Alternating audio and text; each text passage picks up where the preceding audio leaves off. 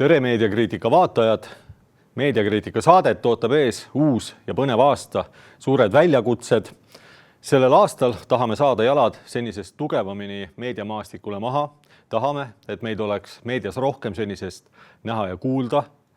Peame kindlasti edasi arendama oma produktsioonivõimekust selleks, et toota saateid natukene kõrgema kvaliteediga kui seni, ka tehnilise poole pealt ja sisulise poole pealt samuti.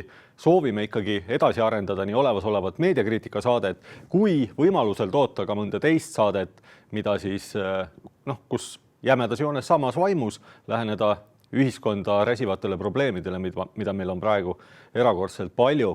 Aga meediakriitika saade loomulikult jääb prioriteediks number 1. Seetõttu kutsumegi kõiki meie vaatajaid täna üles toetama meid jõukohase annetusega selleks, et meediakriitika saate tootmise kulusid katta. Kui võimalus, tehke annetus